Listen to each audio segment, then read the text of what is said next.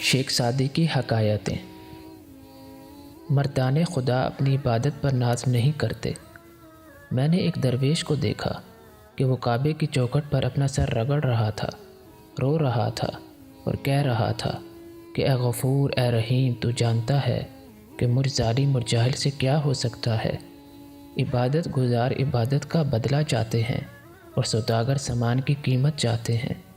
میں نہ چیز امید لے کر آیا ہوں، نہ بندگی کے عوض بھیک مانگتا ہوں، نہ تجارت کرنے آیا ہوں۔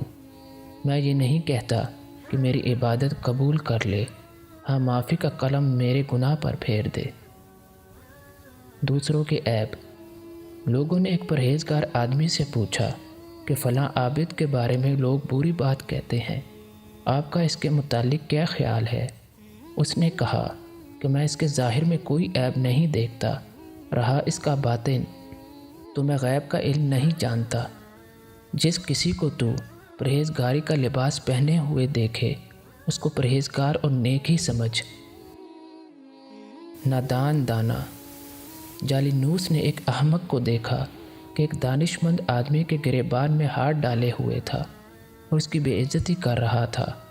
یہ ناخوشگوار منظر دیکھ کر جالینوس نے کہا، اگر یہ شخص فی الحقیقت دانا ہوتا تو یہاں تک نوبت نہ پہنچنے دیتا کہ ایک احمق اسے پیٹنے لگے۔ درویش۔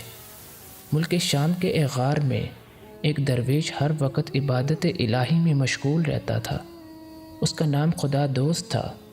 دنیا کے جھگڑوں جھمیلوں سے اسے کوئی سروکار نہ تھا اور اس کی قناعت و بے نیازی کو دیکھ کر سبھی لوگ اس کی عزت کرتے تھے اور عقیدت کے پھول اس کے قدموں پر نچھاور کرتے تھے۔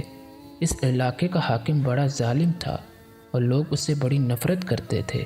یہ حاکم بھی کبھی کبھی خدا دوست کی زیارت کے لیے جاتا تھا، لیکن وہ مرد خدا کبھی آنکھ اٹھا کر بھی اس کی طرف نہ دیکھتا تھا۔ ایک دن حاکم نے شکایتاً کہا کہ آپ اللہ کے نیک بندے ہیں، میں حاضر ہوتا ہوں، لیکن آپ نفرت سے میری طرف سے منہ موڑ لیتے ہیں۔ مانا کہ میں ملک کا بادشاہ نہیں ہوں، لیکن عزت میں کسی درویش سے تو کم نہیں ہوں۔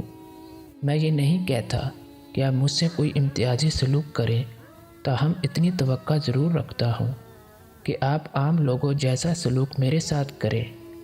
خدا دوست نے جواب دیا کہ اے حاکم، کان کھول کر سن لے کہ اللہ کی مخلوق تیرے ظلم سے نالا ہے۔ اگر تو اللہ کے بندوں کا دشمن ہے تو میں تیرا دوست کیسے بن سکتا ہوں؟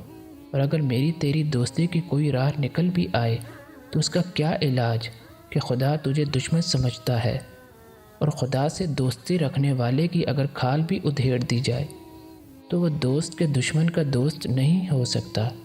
یہاں سے چلا جا اور احسان اور رحم پر کمر باندھ تاکہ خلق خدا تیرے حق میں دعا کرے۔ اے بڑے چھوٹوں پر زور نہ دکھا، کیونکہ زمانہ ایک حالت میں نہیں رہے گا۔ میں تجھ سے کہتا ہوں کہ لوگوں کو نہ ستا، اگر تو گر پڑا تو لاچار ہو جائے گا۔ ہنر سیکھو۔ ایک دانا نے اپنے بیٹے کو نصیحت کی، بیٹا ہنر سیکھو، روپے پیسے کا کوئی اعتبار نہیں کہ روپے اور اشرفیاں تو چور لے جاتے ہیں یا خود مالک ہی آہستہ آہستہ خرچ میں لے آتے ہیں، لیکن ہنر ایسی دولت ہے کہ کبھی نہیں گھٹتی، اور علم وہ چشمہ ہے جو ہمیشہ جاری رہتا ہے۔ ہنر مند کا مال جاتا رہے تو کچھ پرواہ نہیں کہ اس کے پاس ہنر خود بڑی دولت ہے۔ وہ جس جگہ بھی جائے گا قدر پائے گا، لیکن بے ہنر کا مال جاتا رہے تو مفلس ہو جائے گا اور ذلت و تکلیف اٹھائے گا۔